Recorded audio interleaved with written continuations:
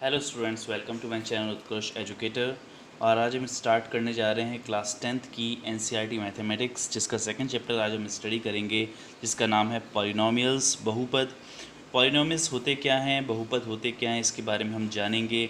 इसको thoroughly study करेंगे और फिर हम एनसीईआरटी के क्वेश्चंस करेंगे, जो कि आपके चैप्टर एक्सरसाइज के क्वेश्चंस हैं।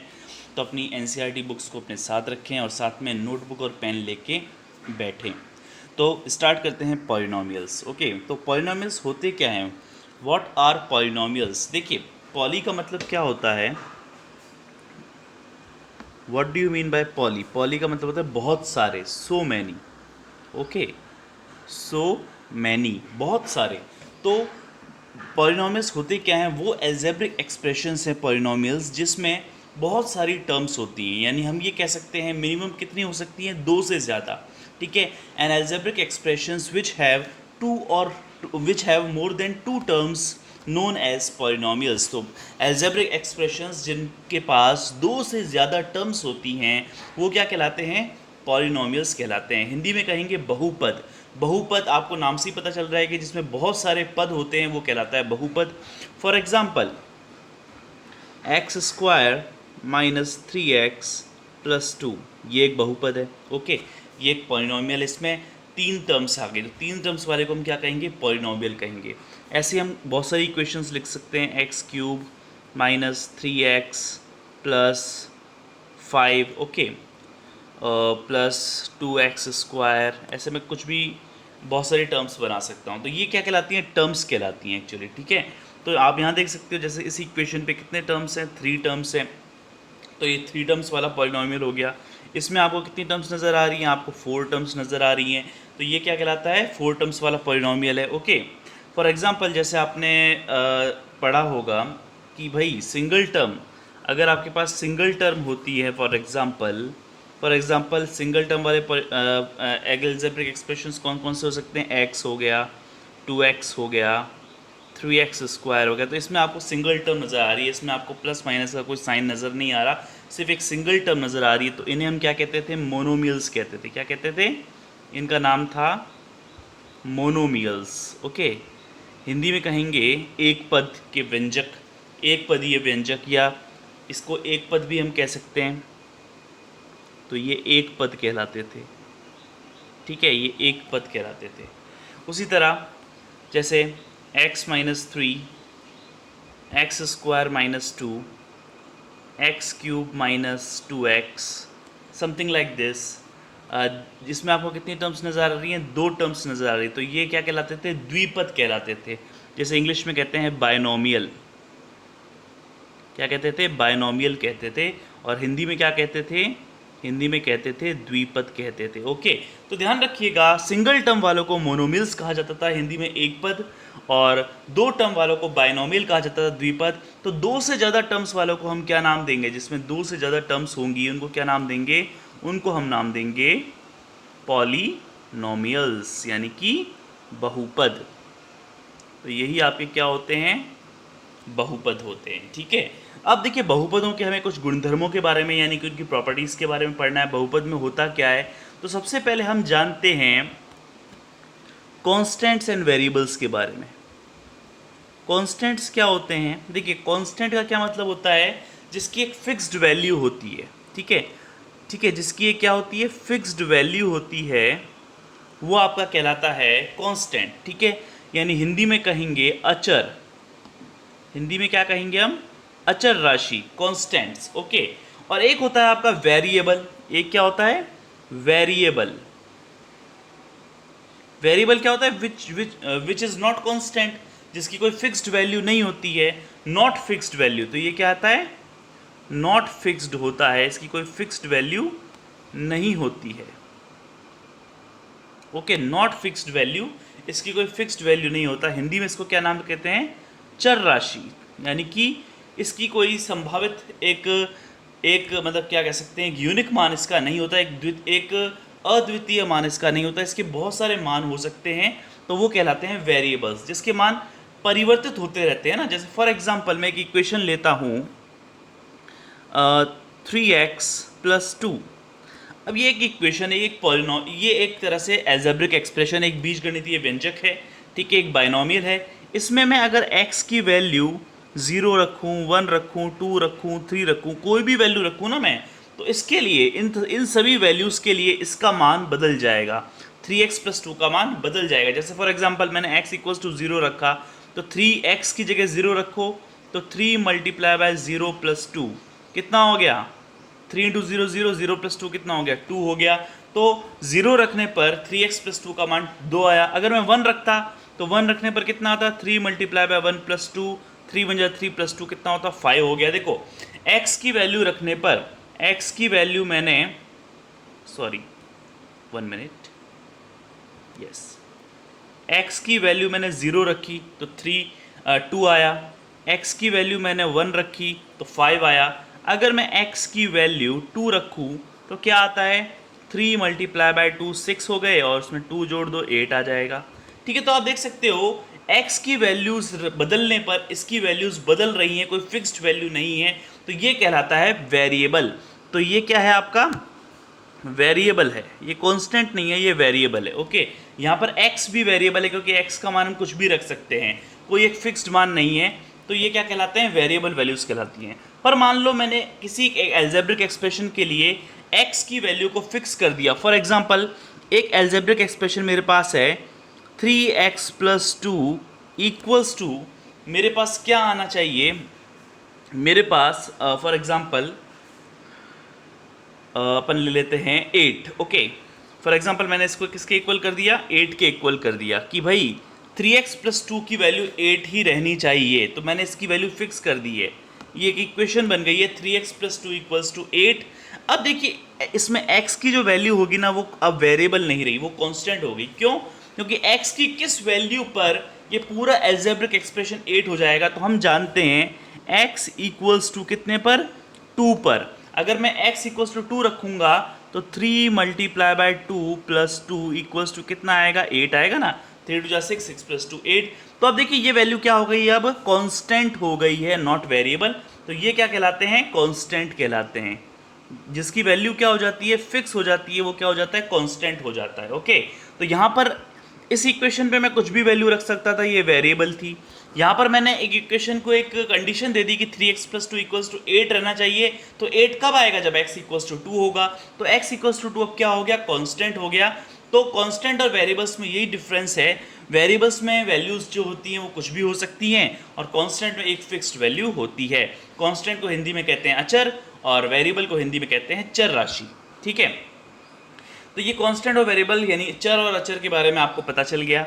अब हम बात करते हैं, देखिए अगर डिग्री ऑफ पॉलिनोमियल की हम बात करते हैं, डिग्री के बारे में बात करते हैं। ओके, यस, अब हमें किसकी बात करनी है, डिग्री ऑफ पॉलिनोमियल, यानी हिंदी में कहेंगे बहुपद की कोटि।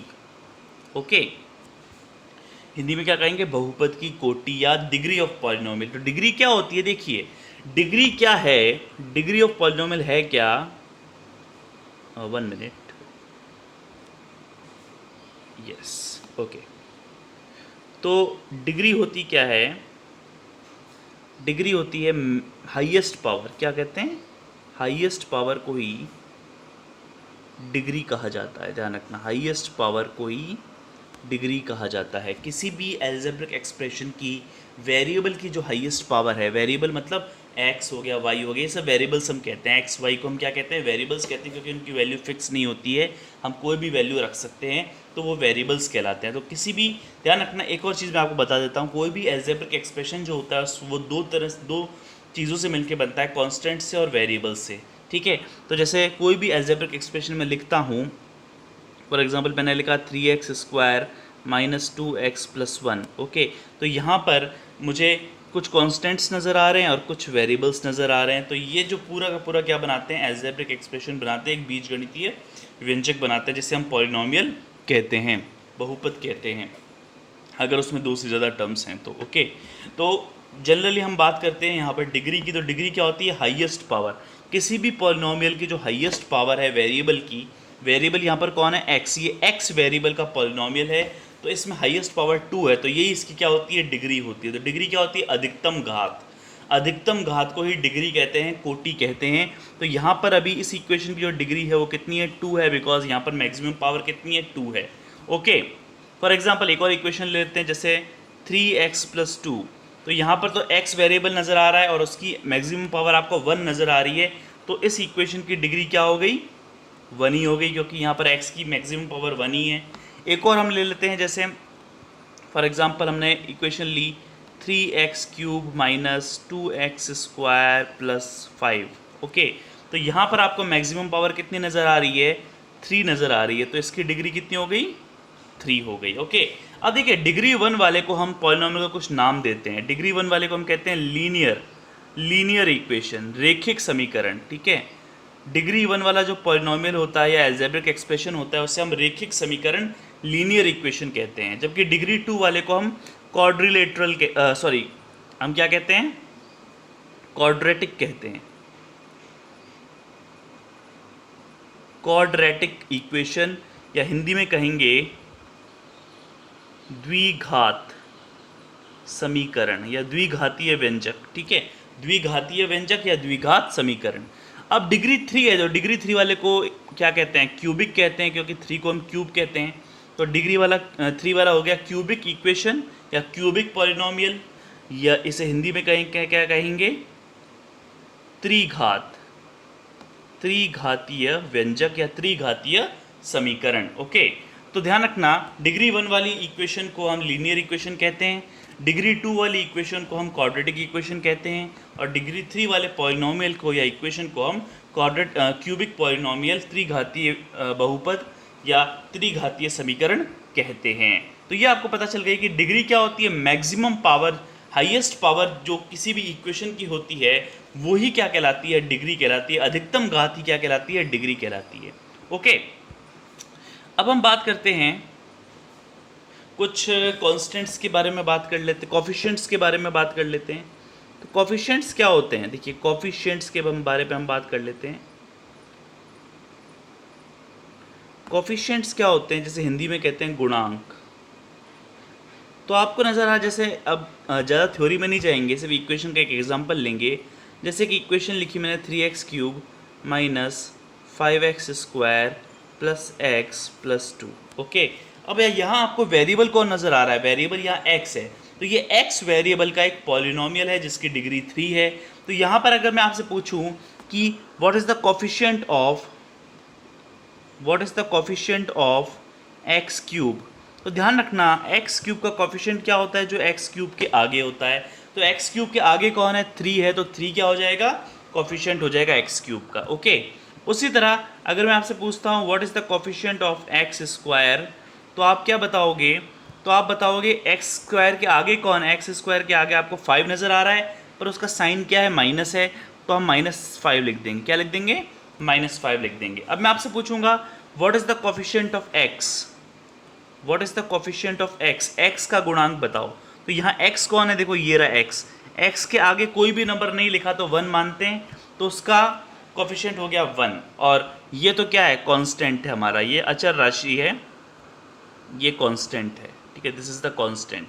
तो कोफिशिएंट्स क्या होते हैं, कोफिशिएंट कांस्टेंट ही होते हैं, पर वो कांस्टेंट कौन से होते हैं, जो किसी भी वेरिएबल के मल्टीपल में होते हैं, किसी भी चर राशि के गुणांक में होते हैं। चर राशि के जो गुणांक है, यहाँ पर चर राशि कौन नज़र आ रही थी आपको, x नज़र आ रहा था, तो x के आगे जो भी नंबर होता है, x³ के आगे, x² के आगे, x के आगे, वही कहलाता है कोफिशिएंट, यानी कि गुणांक। अब आपसे कोई भी इक्वेशन कह देंगे और उसमें कहेंगे आपको x² का गुणांक निकालो, तो जो नंबर उसके आगे लिखा रहता है वही क्या कहलाता है, गुणांक कहलाता है, कोफिशिएंट कहलाता है। ओके, तो होप कि आपको कोफिशिएंट समझ में आ गया होगा। तो अब हम स्टार्ट करते हैं जीरोस ऑफ पॉलिनोमियल्स, बहुपद के शून्यक से। ठीक है, तो जीरोस ऑफ पॉलिनोमियल होते क्या है, देखिए जीरोस क्या होते हैं, जीरोस का मतलब होता है रूट से। किसी भी इक्वेशन के जो जीरोस होते हैं, पॉलिनोमियल के जीरोस होते हैं, उनको क्या कहते हैं, हम रूट्स कहते हैं। तो शून्यक जो होता है आपका, शून्यक जो होता है वो मूल होते हैं, किसी भी समीकरण के जो मूल होते हैं उन्हीं को शून्यक कहते हैं। शून्य का क्या काम होता है, जैसे कोई मैंने इक्वेशन लिखी 3x - 2 = 0, तो x की कौन सी वैल्यू रखूं कि इक्वेशन जीरो हो जाए, वही शून्यक होती है, ठीक है। तो यहाँ पर x की वैल्यू अगर मैं यहाँ पर 3/2 2/3 रखूंगा ना, 2/3 x की जगह 2/3 रखूंगा ना, तो ये इक्वेशन जीरो हो जाएगी। तो 3 × 2/3 -2, तो 3 से 3 कट गया, 2 - 2 कितना हो गया, जीरो। तो x इक्वल्स टू 2/3 क्या हो जाएगा, ये जीरो हो जाएगा, जीरो ऑफ द पॉलिनॉमियल, यानी कि बहुपद का शून्यक हो जाएगा। तो शून्यक होते क्या हैं, शून्यक ध्यान रखना, शून्यक रूट्स होते हैं जो समीकरण को जीरो बना देते हैं। किसी भी समीकरण को, किसी भी बहुपद को जीरो के इक्वल कर देंगे, या यह समीकरण हम ये कह सकते हैं किसी भी समीकरण को जो सेटिस्फाई करते हैं वो क्या कहलाते हैं, जीरो कहलाते हैं। जैसे मैं एक समीकरण लेता हूँ,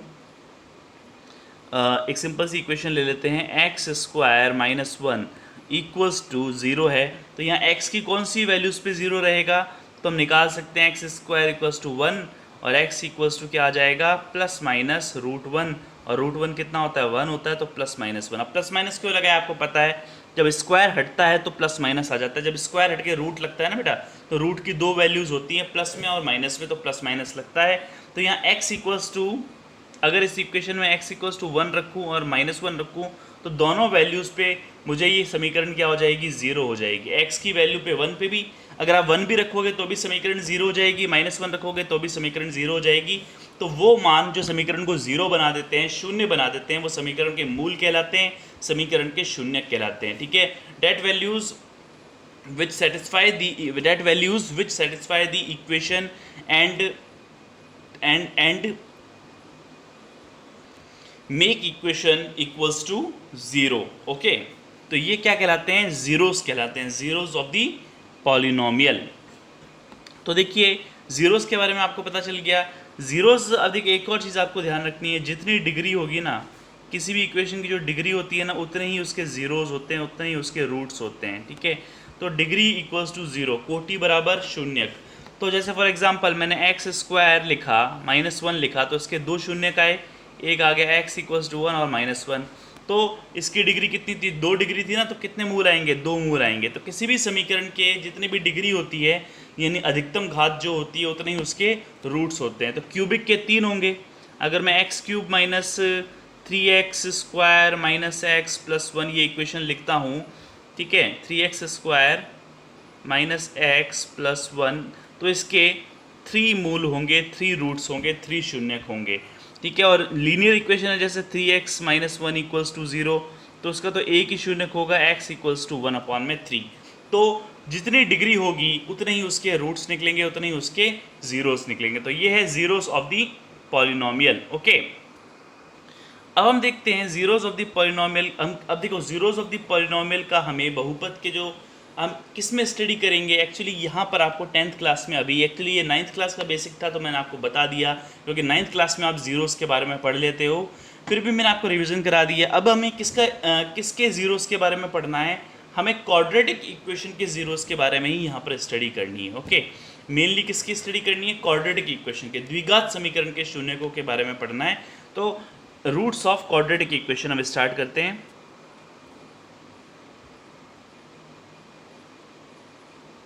रूट्स ऑफ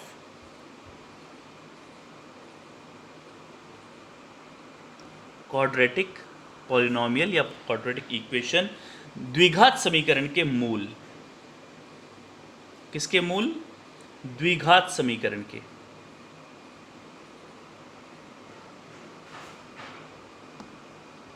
तो द्विघात समीकरण के मूलों के बारे में हमें पढ़ना है। तो क्वाड्रेटिक इक्वेशन द्विघात समीकरण होती है। द्विघात समीकरण का जो जनरल फॉर्म होती है, ध्यान रखना जनरल फॉर्म को याद रखनी है, ax² +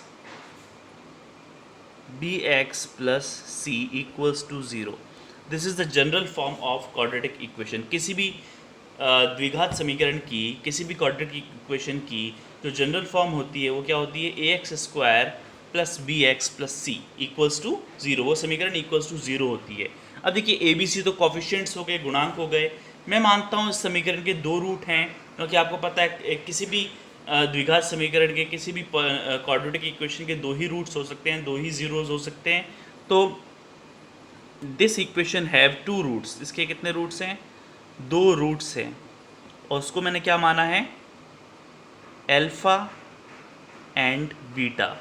तो मैंने दो रूट्स मान लिए हैं, एक तो मैंने अल्फ़ा माना है और एक मैंने बीटा माना है। अब आपको क्या करना है, alpha plus beta sum of roots देखना है, अल्फ़ा प्लस बीटा यानी कि सम ऑफ रूट्स, मूल्य शून्यकों का योग, ये क्या है, सम ऑफ रूट्स है, या सम ऑफ ज़ीरोज़ भी कह सकते हैं। देखो ज़ीरोज़ और रूट्स एक ही होते हैं, ठीक है। सम ऑफ रूट्स यानी कि शून्यकों का योग। अल्फ़ा प्लस बीटा किसके इक्वल होता है, ध्यान रखना, alpha plus beta equals to होता है माइनस बी अपॉन में ए। ओके, ये आपको बी नज़र आ रहा है जो कि एक्स का कॉफिशिएंट है, एक्स का कॉफिशिएंट बी अपॉन में एक्स स्क्वायर का कॉफिशिएंट ए, और साइन किसका लगेगा, माइनस का लगेगा। तो हम इसको ऐसे भी लिख सकते हैं, minus of coefficient of x upon में coefficient of x square. Okay, तो माइनस बी, बी क्या है, कॉफिशिएंट ऑफ एक्स है, और अपॉन में ए है तो कॉफिशिएंट ऑफ एक्स स्क्वायर है। तो सम ऑफ रूट्स क्या होते हैं, minus of coefficient of x upon में coefficient of x square. Okay, यानी कि एक्स का गुणांक बटे में एक्स स्क्वायर का गुणांक, और साइन किसका लगता है आगे, माइनस का लगता है। तो किसी भी समीकरण के रूट्स को हम जोड़ेंगे ना तो माइनस बी बाई ए के इक्वल होगा। अब देखिए हम प्रोडक्ट की बात करते हैं, अल्फ़ा इंटू बीटा, ठीक है, यानी कि मल्टीप्लाई ऑफ रूट्स या प्रोडक्ट्स ऑफ रूट,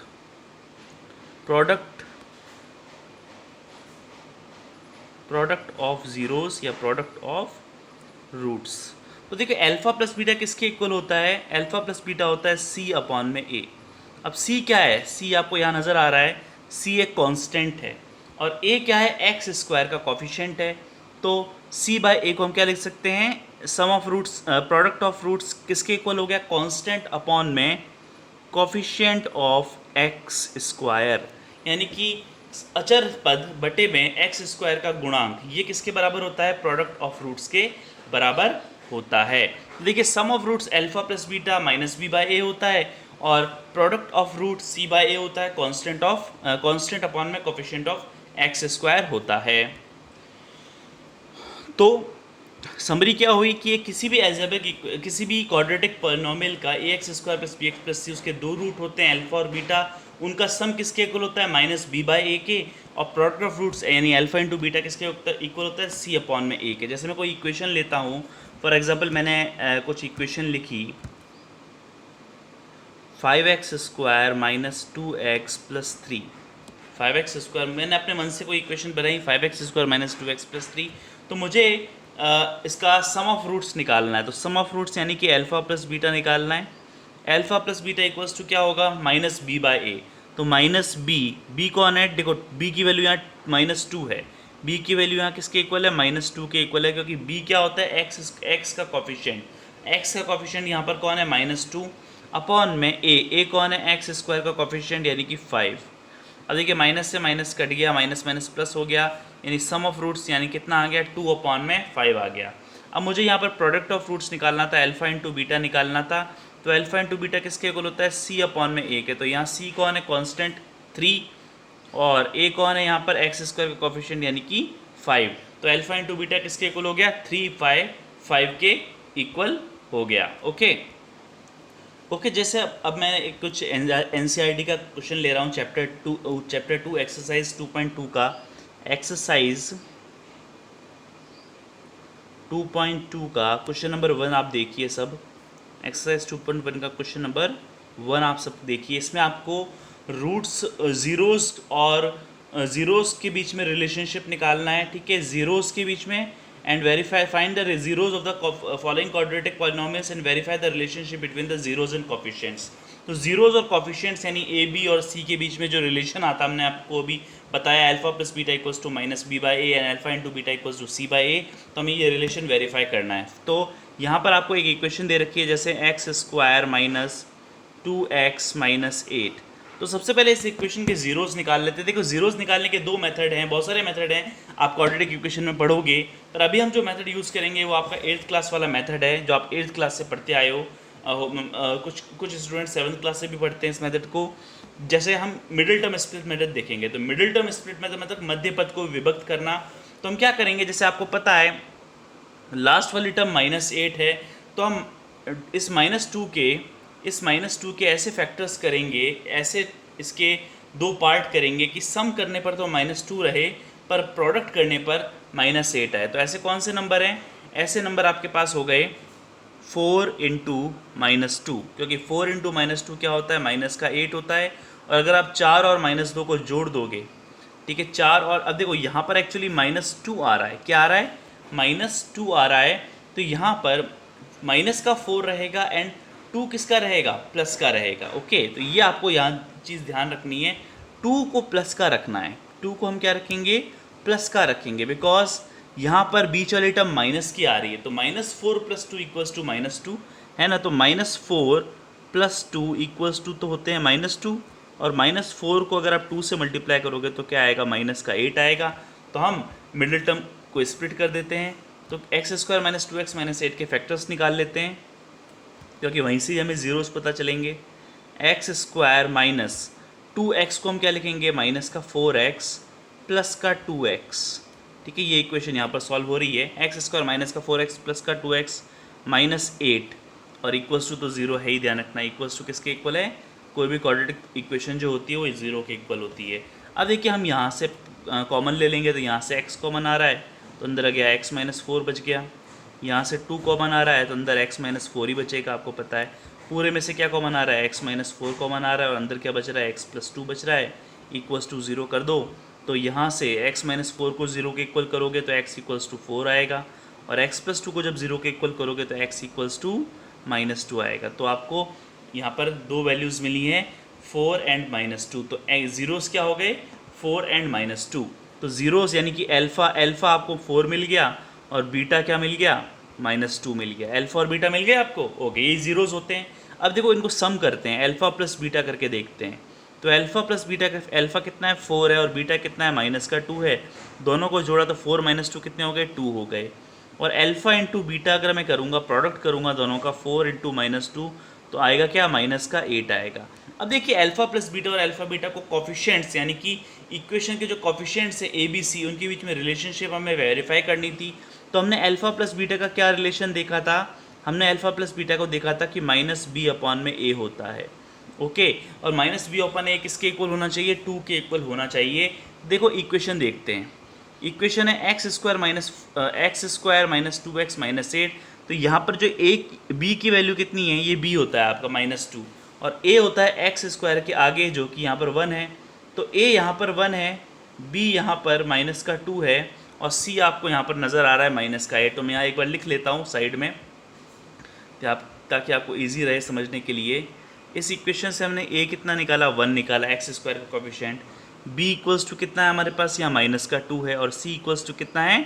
-8 है, जो कि कांस्टेंट टर्म होती है। अब देखिए alpha plus beta equals to -b/a है, तो b कितना है बेटा? -2 है, तो -2 रखा। अपॉन में a कितना है? 1 है, माइनस माइनस क्या हो गया? प्लस हो गया, इक्वल्स टू 2 आ गया। Alpha plus beta equals to 2, और देखो यहाँ से भी दोनों को हम जोड़ रहे हैं तो अभी आंसर कितना आ रहा है? 2 आ रहा है ना। अल्फ़ा कितना है? 4 है, बीटा कितना है? -2 है। तो हमने अल्फ़ा प्लस बीटा किया तो 2 आया था, और हमने डायरेक्ट फार्मूला लगाया alpha plus beta equals to -b/a, जो कि रिलेशन होता है कॉफिशिएंट्स और रूट्स के बीच में, ज़ीरोस, किसी भी पॉलिनोमियल के ज़ीरोस अल्फ़ा बीटा और उनके कॉफिशिएंट्स a b c के बीच में जो रिलेशन होता है वो हमने लगा दिया। Alpha plus beta equals to -b/a, जिससे वैल्यू कितनी आ गई? 2 आ गई, यानी वेरीफाई हो गया।